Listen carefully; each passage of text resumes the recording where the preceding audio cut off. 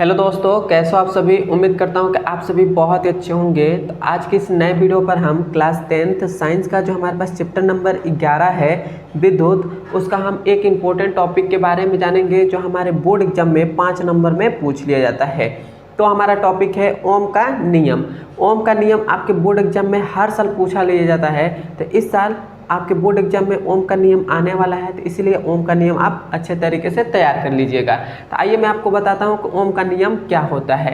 तो सबसे पहले तो हमने इसका परिभाषा जो लिखा है वो हम पढ़ते हैं, उसके बाद मैं आपको समझाऊंगा और बहुत ही आसानी तरीके से आपको ओम का नियम भी मैं याद करा दूंगा इसी वीडियो में। तो देखिए, हमसे ओम का नियम हमने यहाँ पर यही लिखा है, यदि किसी चालक तार के सिरों के बीच उत्पन्न विभवांतर उसमें प्रवाहित धारा I के समानुपाती होता है। यहाँ पर आपको थोड़ा सा यहाँ पर आपको समझ आया होगा कि ओम का नियम क्या कहते हैं। देखिए, सबसे पहले हमें कह रहा है कि किसी चालक तार, तो हम यहाँ पर मान लेते हैं कि यह हमारे पास एक चालक तार है। क्या है? यह हमारे पास एक चालक तार है। उसके बाद कह रहा है कि इसके सिरों पर, मतलब इसके ये हमारे पास दो सिरे हैं, तो इसके सिरों पर हमको क्या मिल रहा है? इसके सिरों पर उत्पन्न विभवांतर, मतलब इनके दोनों सिरों पर हमको क्या मिल रहा है? एक उत्पन्न विभवांतर उत्पन्न हो रहा है। और हमारे पास जो इसमें हम एक I धारा प्रवाहित कर रहे हैं। क्या? इस चालक तार में हम जब I धारा प्रवाहित कर रहे हैं तो इसके समानुपाती को ही इसके समानुपाती को ही हम क्या कहते हैं? ओम का नियम कहते हैं। आपको ओम का नियम कैसे आप बोलेंगे?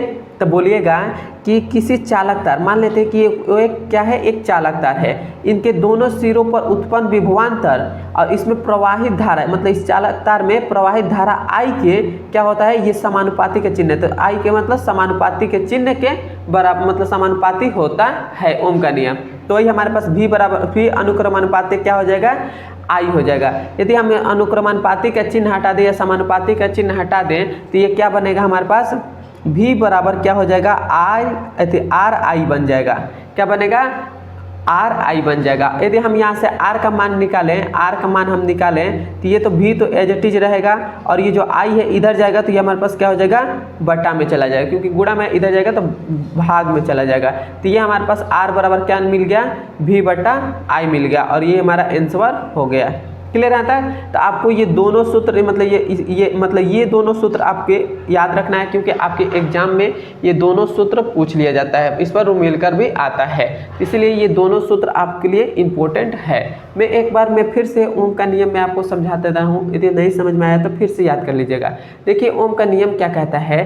कहता है कि कोई भी चालक तार है, कोई भी हमारे पास क्या है? चालक तार है। इसके सिरों पर उत्पन्न विभवांतर उसमें प्रवाहित धारा I के समानुपाती होता है। आप कैसे बोलेंगे? तो बोलेंगे कोई भी चालक तार के सिरों पर, मतलब कोई भी चालक तार है, इसके सिरों पर उत्पन्न विभवांतर और इसमें प्रवाहित धारा I के क्या होता है? समानुपाती होता है। यदि समानुपाती का चिन्ह हटाते हैं तो हमारे पास एक नियतांक आता है R आ जाता है, प्रतिरोध आ जाता है। R हमारे पास क्या है? R प्रतिरोध है। V हमारे पास क्या है? विभवांतर है। I क्या है? धारा है। क्लियर है? यहाँ पर मैं लिख देता हूँ R हमारे पास क्या है? तो R हमारे पास है प्रतिरोध है। और जो हमारे पास V है वो क्या है? विभवांतर है। विभवांतर है। और जो हमारे पास I है, I हमारे पास क्या है? I हमारे पास धारा है। क्लियर है यहाँ तक? मैं आशा करता हूँ कि आपको समझ में आ गया होगा। समझ में आया तो एक बार मुझे कमेंट में ज़रूर बताएं। अब हम मिलते हैं इसके अगले नंबर वीडियो में। अब मेरे चैनल पर नए तो मेरे चैनल को सब्सक्राइब कर दीजिएगा।